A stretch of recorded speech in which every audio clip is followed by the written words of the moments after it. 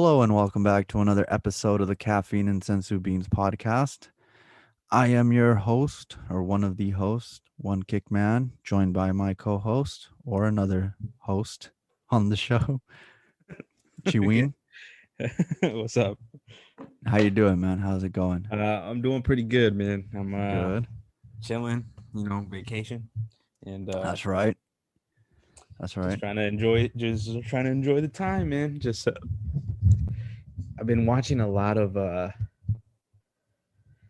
don't know how good of use of time this is, but I love shows like this. Mm, Have you ever seen The Kitchen Nightmares? no. What No. is that? It's like where this dude. I, d- I just really like. I think in theory, I think I like coaching like this. And then Uh-huh. maybe you're more used. Maybe you have some insight that maybe I don't, because I think if I were related to soccer, maybe you'd understand it. Maybe, Uh-huh. but like it's essentially this dude. He's a chef. Okay. Ramsey goes in, observes the restaurant, and like the restaurant is just in shambles. It's just breaking Oh, down. And he okay. comes in, he's just like, this shit. He's like, this food sucks. Like, you should be ashamed of yourself. And he kind of coaches them through it. I mean, and I think he's hella funny because just his coaching is hella funny. Like, he's just like, This he is called one. He called one dude. He's like, "You're a fucking fat lying sack of shit," oh my fucking god. and like he just breaks him down, just so harshly, Oh, And I love like Bar Rescue too, where like it's just like this coach that just comes in with like hella force. I never had a mhm. soccer coach like that, so I don't know Right. how React to it. I Right. would react to it, but I like watching it because I'm like in my head, I'm like, God, a part of me wishes I could be that way, but I find it so fascinating to coach people, because it's a real skill, to be For able to sure, like dude. to figure out how do you coach somebody, how what do they need to hear, what do they need to like, what do you see that they don't see that you need to like put up to the front. Yeah. So I just been watching this a lot, and I gotta stop, but it's pretty You're entertaining. hooked on it, huh? Yeah. Yeah. Um, yeah, that's what's his name? Chef Ramsay's Yeah. show? Mhm. Oh, okay, so that's like that popular one that I always see floating around like Instagram and things like that. I don't know. Oh, I mean, okay. this is pretty old. From when I get from this is like probably like early 2000s. Oh, wow. So yeah, like Wow. 2007, 2006. Okay. That's when he probably still wasn't as or he was coming up, not as Yeah. famous as he is now. Yeah, that's I actually used to watch a show like that. Um, it was also with the British dude. I think he was ex-military. He was jacked. I remember that, dude. He was jacked, and he would go same thing. He would just go into a restaurant, light them up, and then like all of them. And he'd and I was like, damn, this dude is tearing them up. But then like, yeah, he would rip into them, but then he would pull them off to the side sometime later and he'd say, "Hey, like I'm lighting you up, but you can do this." Like he tried to, kind of do the whole big brother thing or whatever it is, put arm around the person and tell him Yeah. like, we can Mhm. do this. We can make this restaurant a success, and then they'd turn it around and stuff. And then of course at the end it's always like a success. I don't think they would air it if it like bombed. Yeah, yeah, but I don't know, man, because shows like this, like, I mean, I've been looking with shows like this. I always feel like there's like a piece. I mean, this might be a phenomenon or like a social phenomenon that I think happens with shows like these. There's just such like a fascination with like, well, what happened to him? Like what happened to this Right restaurant? after the Almost episode, right? almost every restaurant that I've seen, and I've seen like almost like 20 something episodes now, and like almost all of them have closed. Oh my god. so like, even though like the show depicts it as like, they succeeded after he left, like, they mostly all like fail. I mean, then again, it just really goes to show how hard the restaurant business is. So if you Yeah. have a restaurant, bless your God heart, bless you. doesn't look easy at all. Yeah. And like, yeah, man, it really makes me question, some of the restaurants I've gone to, and just really some practices that I've seen that I'm like, I Yeah, don't in know, the I in don't the know why yeah, I in the ingested kitchen, this. huh? That's like Yeah. Well, they say that apparently, I think it's like on on a yearly basis, on average, the you eat about 6 to 12 pubic hairs a year. There you go. That's what I like to hear. That's what I like those are the type of stats that our listeners want to hear. Yeah. Those are the type of stats that we like to hear. Hey, it's crazy. I know, it's good. I was not happy when I heard Like, that also. where would you even find that type of stat, I dude? Like remember what do you hearing it somewhere, and then I Googled it. I mean, I could Google it right now, but you also eat spiders, you know? Like, yeah. just things you don't realize. Because I mean, let's be honest, when you get your whatever burger, like, 99% of the times you don't open it, like, to see what's like, how it's composed. You're just like, gobbling it Yeah, down. yeah, yeah.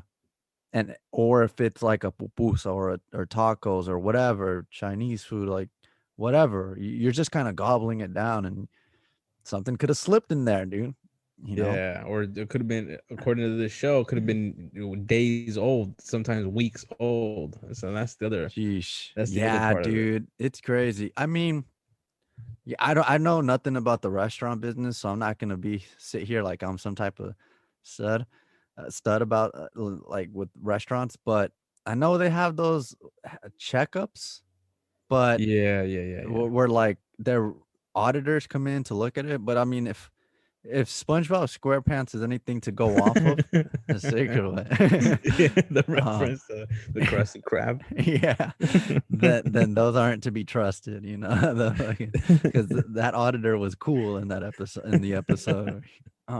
But, uh, yeah, man, restaurants there, it is a gnarly business, Yeah. and, yeah, yeah. How are you, dude? I'm doing good, did a pretty thorough cleaning these past 2 days. So, I've been pretty busy. I built my daughter's crib. Um, so, that's it was it wasn't difficult as far like if you looked at the manual or like, yo, I got this, I could throw this away. Um, but then like it turned out to be a little bit more challenging than I expected, but it was all right. Yeah, just some overdue cleaning I had to do. And then yeah, other than that, I'm just chilling, getting ready for my birthday coming up next week. Yeah, dude. Well, gonna take another few weeks off for baby bonding from work. Nice. Um, and yeah, just getting ready for my daughter's baptism in 2 weeks. I think You'll be out of the country. I will. So yeah, unfortunately, you won't be able to make it, but we're getting ready for that. My cousin's flying in. You met him last time he Mhm. was here.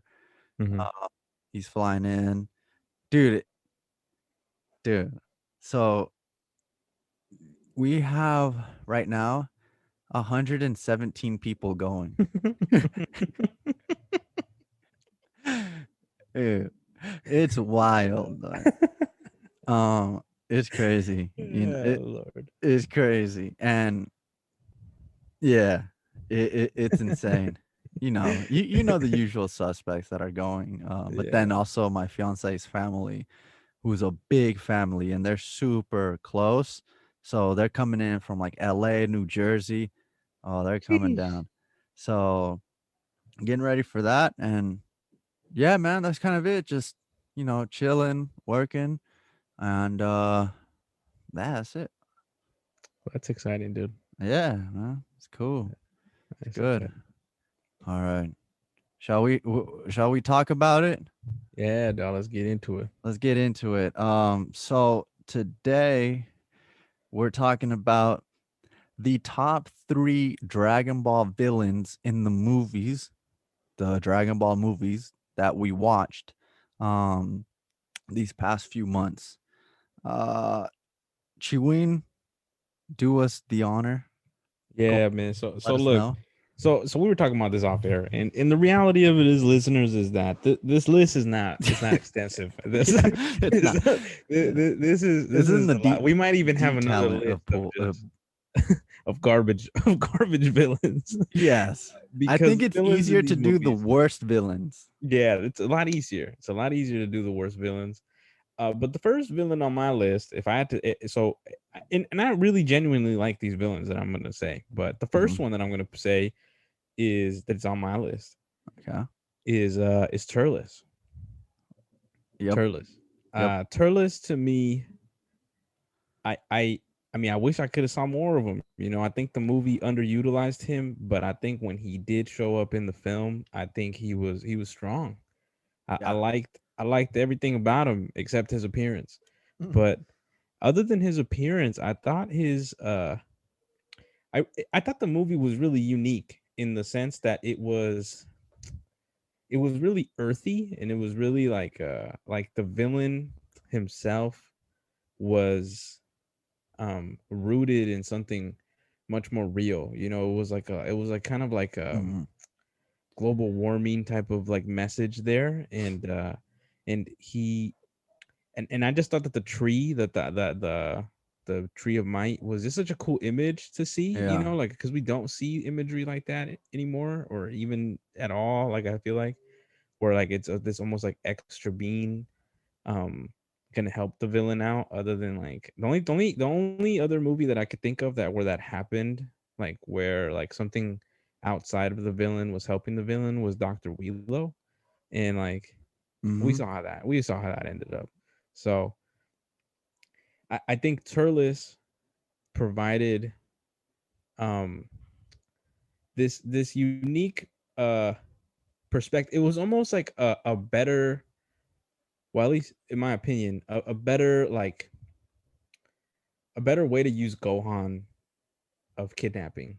And that sentence didn't make sense, but like the kidnapping of Gohan was done better, in my opinion, by Turles than Raditz. Um, Mm.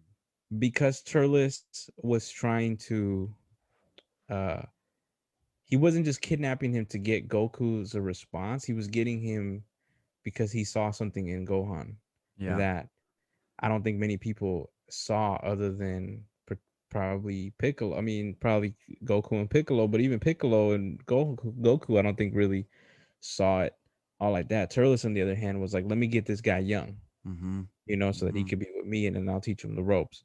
Mhm. So to me, you know, that's like my first person on the list. Yeah. No, I mean, he is one of the better villains. I think he's you said it earlier, like he's underutilized in the movie, and he is.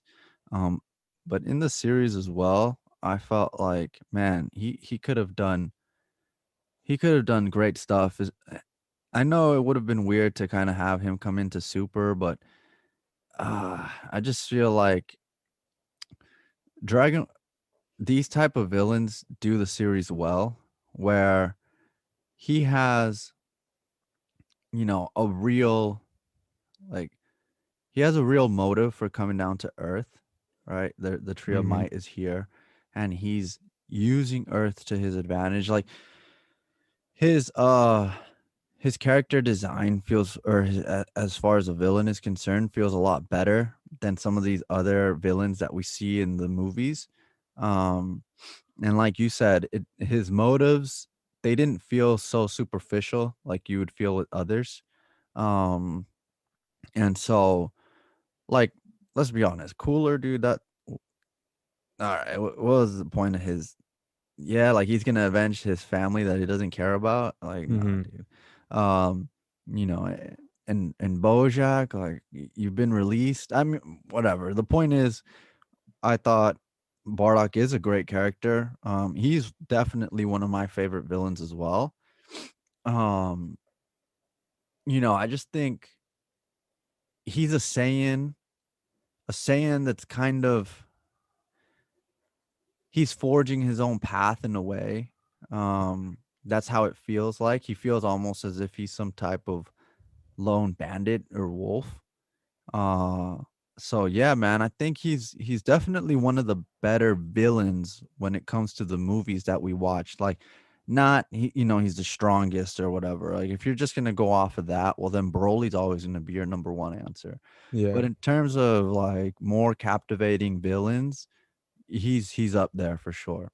And like you said, the movie itself, the way it was portrayed, like, um, it felt more grounded in reality than like don't get me wrong, they still are these like beings, these aliens that can blast or whatever, but it wasn't this super fantastical, they're going to another planet where there's a different race that looks like it. Like, it was more a little bit more grounded in reality, as as much as it can be.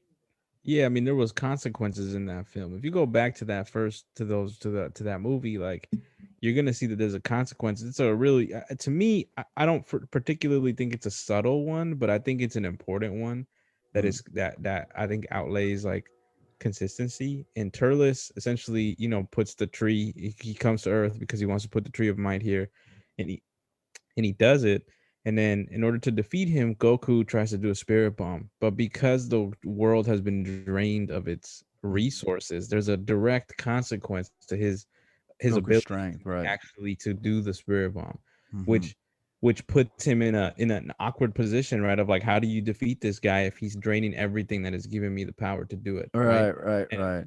and I like that. I think if anything, that was one of the strongest points, and that was also one of the weakest points because then they had to figure out how are we going to kill him, and they did it. And I think that's why they killed him so fast, right? Like that was one of the things we said in our review. Was like at least to me, I wish that would have been a little bit longer. It almost felt like they fast forwarded that, right? Like they killed him really fast. Yeah.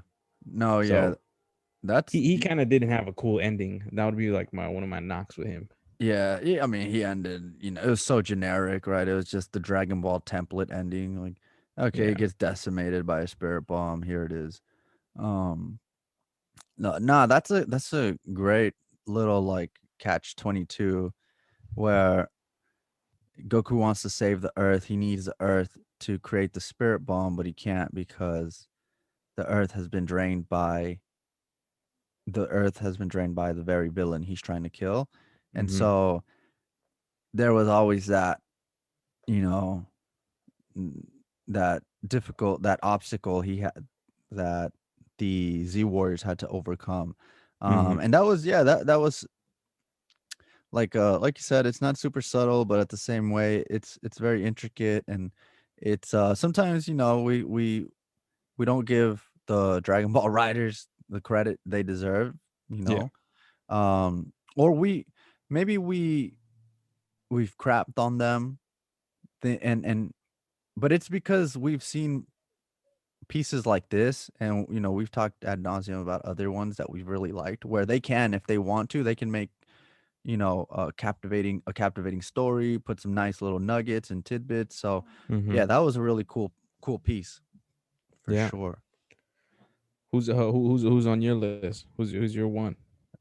All right, dude. So um yeah, like Chewing said, if you're being sh- honest, or at least, from my point of view, the depth of talent is not deep. Like, there's not a lot to choose from. So Yeah, the depth chart is pretty short. right, it is. So I had to go with Paragus. Um so I don't know if you had him on your list. I did. Uh okay, okay. Yeah. So I thought, I mean, everything about Paragus screams mastermind, and he's he's such an enigmatic character. He's teetering between that caring father and that vengeful psychopath and that selfish, um like, warrior, or no, I don't want to say warrior, but just like person. He's he can be all those three characters at any given point in the movie, that in the first, even in both movies, in both Broly movies that he appears in. And he's a puppet master, and I can respect that. I personally like that when I see that there are these characters that use strategy. He's not stronger than Broly, no way, like not even close. But Yeah. he understands how to use the pieces around him um to get what he wants. And it's kind of Mhm. like in soccer, that's how I always viewed the like number 10, you know. Mhm. Um they can't do everything like on the field, but they're so good even if they're not the fastest, they're not the strongest, the tallest, whatever. Like they're a puppet master, a puppeteer. They can move strings and they can uh have their surrounding pieces work in a way that it renders the results they want, right? And Yeah. so that's how I see Paragus. I see him as that, right? Um and I just thought that was what I found so enticing about him. You know? Yeah, I mean, he's a chess player, Mhm. right? Like Yeah, he's playing chess, definitely. and other folks playing checkers, and he Vegeta was playing checkers that yeah, fucking he was movie, playing bro. checkers. Yeah, he was playing checkers in that movie, and I mean, which really tells us, right, of like Vegeta's character, but I think it also speaks highly of Paragus, that he's able to construct. What I appreciate about Paragus, because he was on my list too, is that he's able to construct. Uh, and I don't want to say lies, because I don't know if he's actually lying. Right. Which I think that That's part of his intrigue, you that's know. part of his intrigue, because I don't know if I don't know if he's lying, because he really Right. wasn't necessarily lying about that there was a planet, and there wasn't necessarily lying about like wanting him to be that they needed a leader. I don't think that that's necessarily lying. I think he's playing this role of constructing, though, like he's constructing this like paper castle, like he's just Uh-huh. constructing this like Yeah. facade, and there's so much genius in that. I mean, but it also speaks to just like how much the brain is an important part of being like a villain, Yeah, because exactly. it can't just be brute force, which I think is what we learned about Broly, is that it can't just be brute force. Like, you need Mhm. to have some sort of brain to go along with the brute force. He just happens that doesn't have the brute force, but he has the brain, and like Mhm. he's able to manipulate and use his brain and his mouth. I think if anything, his mouthpiece is one of the strongest pieces that we've seen. Like he's such an orator. He's such a he can just captivate the audience with what he's saying, that I don't think we see much of that in Dragon Ball Z. Where Yeah. we have this like talking piece, that we get like enthralled, we get taken aback by like their ability to tell us a story, because Paragus is so good at telling stories. And this is what I Mhm. tell my young writers, and I tell my as a teacher, I'm an English teacher, and like that's what I tell them, of like, you have to develop your story. Your story is what's important. Your story is what's gonna allow people to listen to you, right? Like, if you really can hone in on that story,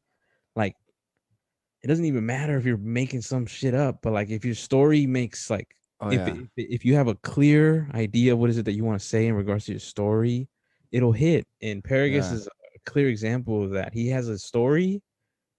You fucked up with me, so I'm gonna do something here, and then I'm gonna create this narrative, and I'm gonna create this story about me and my son, and about like all these different things. So his storytelling, I think, is like the genius behind his Yeah. villain. And you kind of alluded to it, like what you said when you use that real world example of when you tell your students to, the story is the captivating piece, develop the story, even if you're making it up.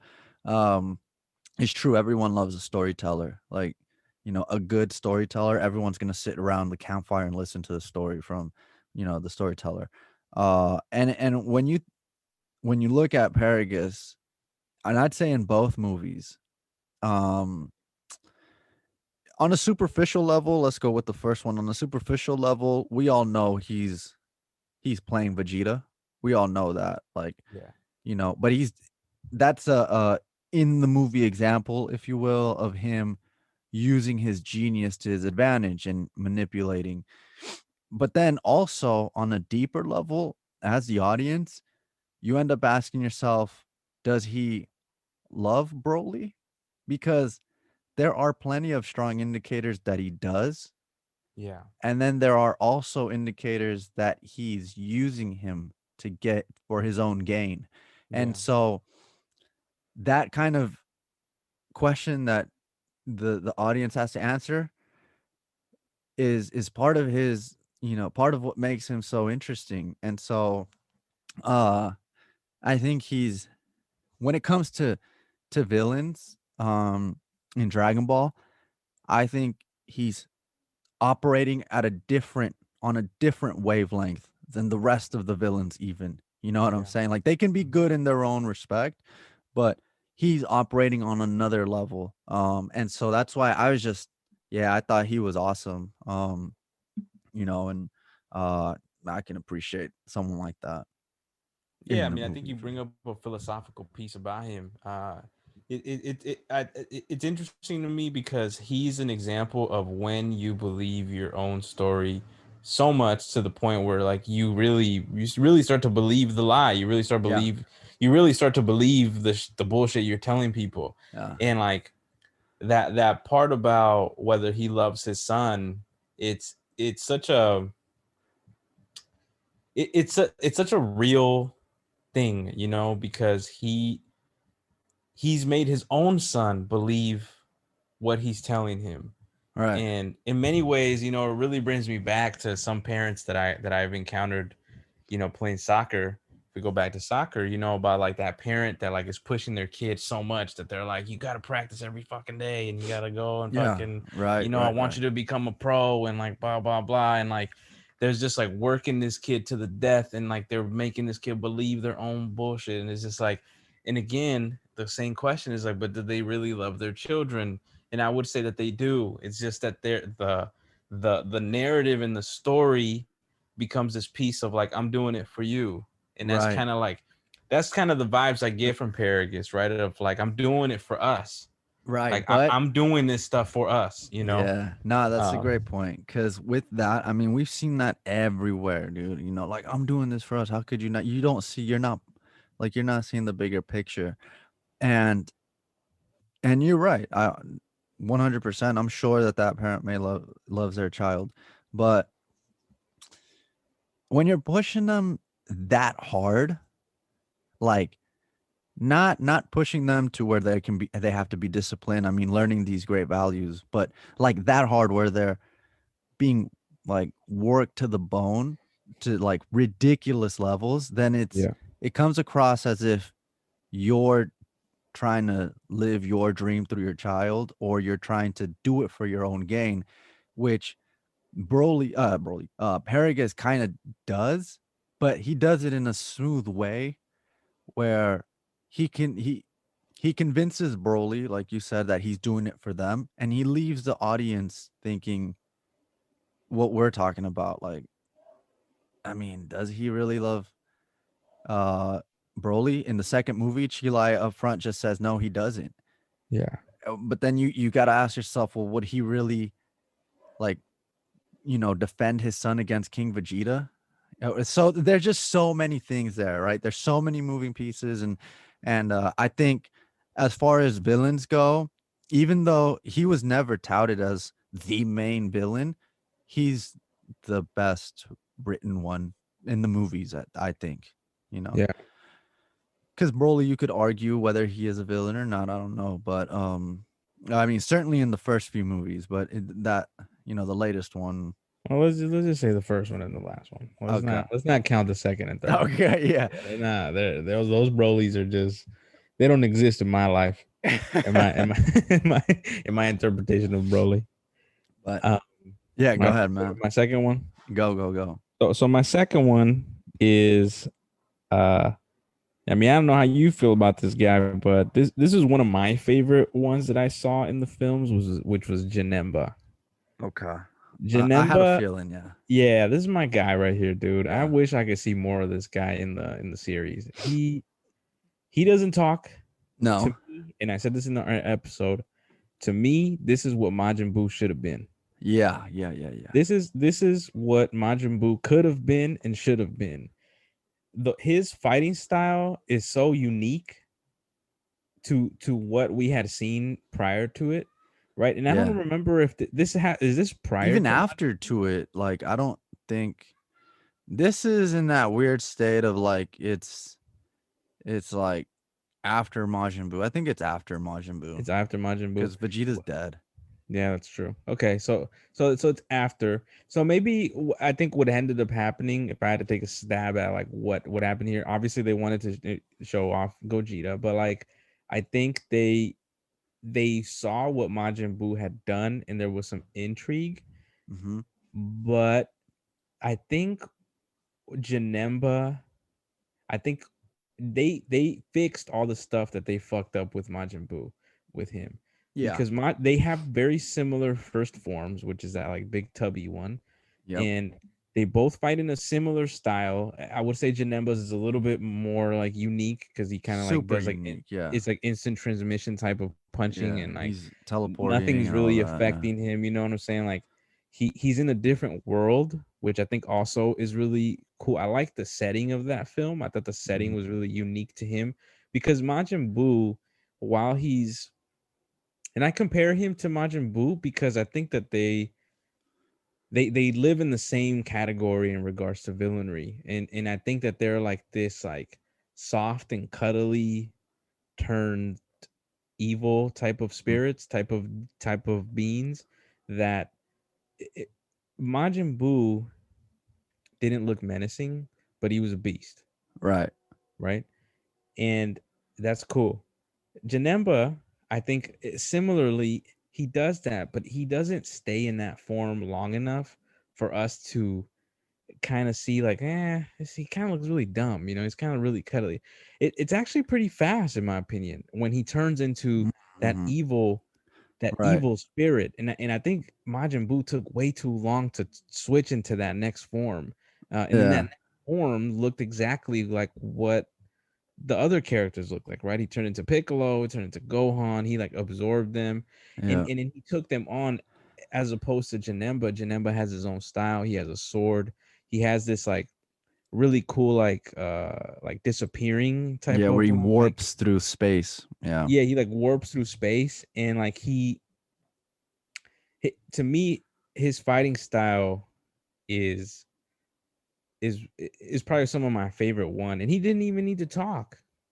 All And right. which tells me how important that part of developing a villain is, that Yeah. part of fighting and what they can say without saying anything. Yeah. No, I mean, yeah. Janemba's, yeah, he's definitely up there, dude. He's one that I really enjoyed as well. He's another one I would have loved to have seen. What I the thing is, like for me, characters, I need them to have a little like to have that dialogue. I need to hear them. But as far um like w- his fighting style is almost the equivalent of Perry gets his brain. It's so unique. I mean, I look at the rest of the villains on this movie roster, maybe even in the entire series. Um and I don't see villains fighting like this unique style where he can use the space around him. I mean, I'm still wondering, they really had to come up with like some, I don't want to say bullshit, but all right, dude, the way Gogeta decimated him in one hit, Yeah. they had to pull something so they had to do something ridiculous to kill him, writing wise. uh so and Janemba, to me, the way Janemba looks is like incredible. I think him, we talked on the last episode about, how much we like Frieza's final form. Yeah. I think this rivals that. I mean, it's so unique the way he's able to create that sword, Yeah. he can manipulate and create at will, use matter to create. It's just he's so unique in his appearance, in his fighting, that yes, he doesn't speak, and like you said, maybe that makes him more alluring. Because Majin Buu didn't speak, and he wasn't half as interesting as Janemba. He Mhm. wasn't half as cool as Janemba, in my opinion. Uh, and man, he gives off like that like he's actually a villain, that villain type of Yeah. vibe. Mhm. You know what I'm saying? Like, oh, when you see him, you're like, oh, this is a different animal right here. This is a beast for reals. Yeah. Mhm. Um, and sometimes some of the villains in Dragon Ball lack that. He didn't. You know, he almost even had like you said that evil spirit. He had a kind of like a demonic look to him. Yeah. So yeah, I think as far as Janemba, he's a beast, dude. I can't deny. I can't deny I like him. I can't say I don't like him because I do. I think he's a beast. Uh, he looks cool, and his fighting style. They definitely, they definitely outdid themselves with that. But I don't know, man. Like, explain, expand just a little bit more on the whole, like him without talking makes him more intriguing. Yeah, yeah, yeah, yeah. Well, because I think with a character like Janemba, the character, like the voice, it, it, I think they put themselves in a tough spot because it can't be like the squeaky voice and it can't be the super dark evil voice. Uh, so to me, I think like him not speaking actually allows the characters around him that actually can speak to develop, right?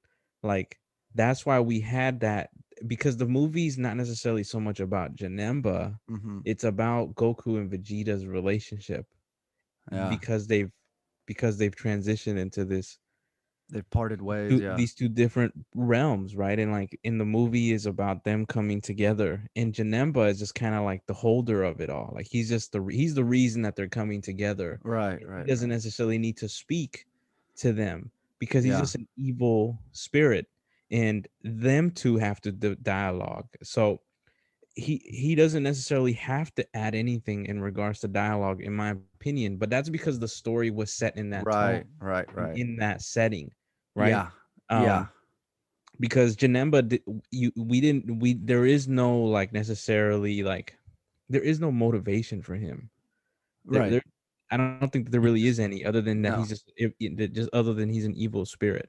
right, And so then it just becomes this face of like this is what we're going up against, and I mean, and it can eat shit. This strategy can eat shit. This film and this villain could have easily eaten shit, but it needs to for it to not eat shit, it needs to look like what Janemba was, which is this menacing looking villain that pushes them to the brink of like disaster, and them yeah, two have to dialogue.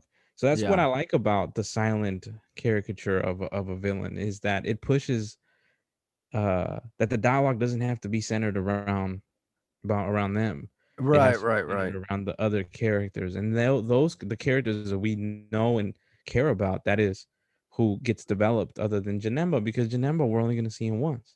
Right. And You know, yeah, he was, you're right. Like the story was written in such a way where Janemba could be the glue, and his very presence could hold everything together. yeah, Um, and everything else is kind of extracurriculars. He looks really cool. His fighting style is amazing. But like you said, let's not forget the overarching story is Goku, Vegeta, and them. Like you said, they've gone their own ways, or they're in two different worlds, and they're able to see each other. And it's much more about that than it is about Janemba. But he is such an integral piece that without him, it falls apart. And yeah, I mean, yeah, you can't go wrong with Janemba. Janemba he is awesome. Like he's if they were to bring him back today, I would personally love that. And I feel like we've said it earlier, like or we've said it in other episodes where if they brought characters back into Super, it'd be how.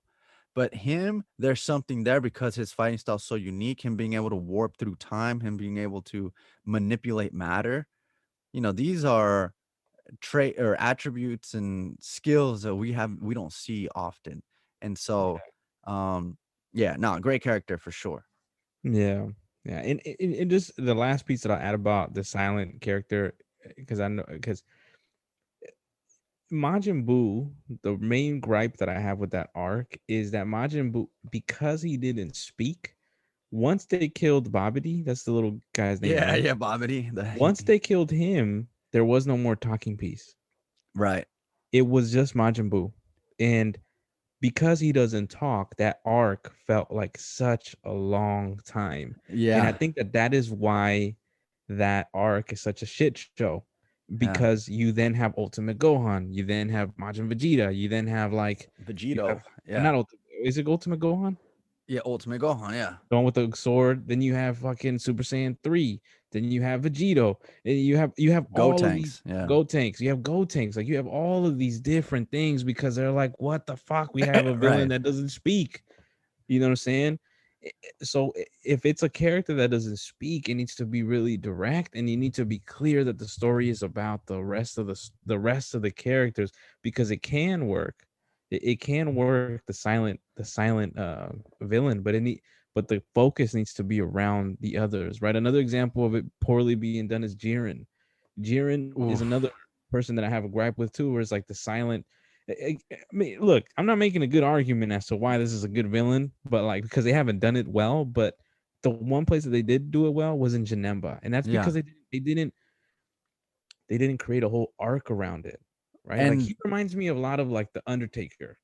Like the Undertaker in WWE, if you know about WWE, mm, WWF, the Undertaker rarely would speak. yeah. Like he would rarely speak, and that was because his story, like his, and I'm gonna get off of this because I'm gonna go on a tangent because I used to love the WWF and the Oh, I WWE, remember that. but like the Undertaker to me was so fascinating because we would all get excited when he would come back and he wouldn't say anything. He would just turn his Hmm. hat on. He could make the whole room go crazy with his song. You would just hear the bell and then like all this, and he never said anything, which tells you the power of silence. Yeah. Tells you the power of silence. Yeah. I'll end it with that because silence is important, and it's an important piece, in my opinion, to a villain. But it's rarely used well, I think. Right. Right. No. Yeah. For sure. I mean, w- we can move on, but I hear exactly what you're saying. And let's not forget, Janemba wasn't the focus. The focus was Goku and Vegeta, and they did such a great way of making it feel like that, so that Yeah. Janemba didn't feel like this boring character that we just had in front of us. Mhm. Um, so uh, that's your top three. Well, I had Paragus, but I have like honorable mentions if you don't have another one. Let's go for it. So my honorable mentions is Frieza Oh yeah, for and sure, Resurrection F, obviously. for That's the sure. boy. I loved him in that movie. You know, when I think back about that review, like I loved him in that movie. He Yeah, literally was the only reason that I'm like, he it's got any form. watchable. It's watchable. It's barely watchable, but like the beginning of it was really intriguing. I liked it. I liked that it was centered around him. I wish they would have just stayed in that route. You know, they wish they would have just focused on him more, and they kind of just like jumped straight into fucking Tien and the squad. But Gohan, Piccolo coming through. Yeah. yeah, so Frieza, that's one of my honorable mentions, and then my other mention was Hoy. Ooh, That's the boy. that's the boy. That's And the boy, and that's one of our favorite movies on this list, and I think a big part of it is because of Hoy. I yeah, love Tapion. That's not to say, which I think that speaks to that movie is that they have a strong protagonist and they have a strong antagonist. So that's why yeah, that movie is so good. Is that it has both pieces really well layered out. I was skeptical about Hoy, but he's one of those Paraguses yeah. that they're He making. is. But the difference between Hoy and the reason that I like Paragus a little bit more is because Paragus he takes his stuff more serious, in my opinion. Right. Hoy, on the other hand, he's much more. I want to say he's more elusive, but he's a lot more like I'm kind of like throwing a rock and then hiding.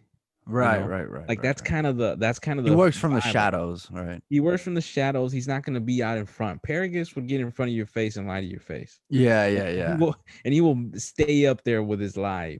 Hoy, on the Right, other hand, is like, no, no, no, no, no, no. He will try to weasel his way out. You know, right. which I love too, though. You know, I love the squirming out of it. You know. Yeah, no, and you're right. Frieza, you mentioned him. Frieza, I mean, we said everything we need to say about Frieza in the last episode, and in Resurrection F, he's no, he's no disappointment. Like Frieza, you can always count on him for a good laugh, a good fight, um, and just like a great presence. He's got all the ingredients to make like an entertaining character, and he's unique. He's super unique. So, yeah, Frieza for sure. But Hoy, I did want to talk about Hoy. Uh, man, what a talk about like when you look at the roster, right, of villains. You talk about Broly, Bojack, Cooler, these guys that are just Garlic huge. Jr. Garlic Jr. I mean, even Garlic Jr. gets huge. What a character, huh? Huge. Yeah, they all get huge. What an yeah. What Dr. an Wheelo. Dr. Wheelo, He right? gets hella big too. Yeah. But I feel like a lot of people would point to, especially Broly. I mean, he's a fan favorite. People are going to point to Broly immediately. And if you press him on it, hey, everyone has the right to like what they like. But if you were to press him on it, they'd probably say it's because he looks cool and he's really strong. Fair Yeah. enough. Hoy and like Paragus, but definitely Hoy, he doesn't have that. He's like, not only is he not physically strong, he's so physically unintimidating that it's laughable, right? Like Yeah. it's embarrassing. So he's miniature, he's ugly, like he looks frail. He has like the makings of an outcasted character, where Paragus, at the very least, Paragus still looks like, okay, like I still kind of don't want to fight this guy. Yeah. Yeah, he could take on King Vegeta. Yeah. Right. Like, Yeah. where it comes to words, I could take him on. Yeah, for sure. And Yeah. so right there with Hoy, I don't want to put money up with Hoy and King Vegeta. I still might take Hoy just because he's so smart, but Hoy, he has all the physical physical traits missing, like he's lacking all of these things, right? Like, Yeah. and but he's able to use his perceived vulnerability at the beginning to his advantage, and he uses, and again, like you said, he has that manipulative puppet master ilk to him, like Paragus does, but it's executed in a different way. He is like the weasel, where and Paragus the complete opposite. And he's just willing to pull out every stop to get what it is he wants. And I don't know. I remember that episode.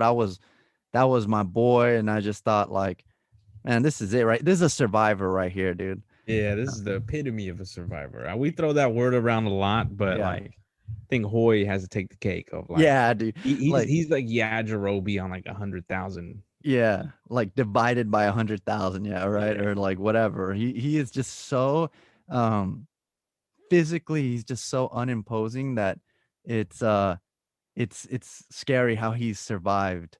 But he survived, like, because he is how he is. Like he manipulates, he works from the shadows. He's just so mischievous. So yeah, man. I mean, me, off, off air we were talking about it, and I was like, dude, I can't pick like three. Yeah. You know, for me, Paragus was for sure. He was number one, no question. I love Frieza, but I didn't want to include Frieza. I felt like that would be kind of like a no brainer. Um, and I kept thinking back to like Lord Slug. Lord's like God, Garlic Jr., dude, You kind of Bojack. when you do a list like this, you kind of just gravitate towards like, God damn it, there's so many bad ones, dog. Yeah, Like, exactly. you Like start thinking about all of the freaking ridiculousness that we saw. yeah, we were grasping at straws, right? Like, and Well, I but told you when we first started, I'm like, I have some ones that I liked. yeah, no, yeah, for sure. And honestly, the ones you like probably would be the ones I like also, because it's just the the drop from here. It's staggering. Like, Yeah. because after this, we're talking like, we're talking about Bojack. I know Broly is beloved, but he's He has to be look, in that list of just come on, quotable bro. Like, villains. let's be honest.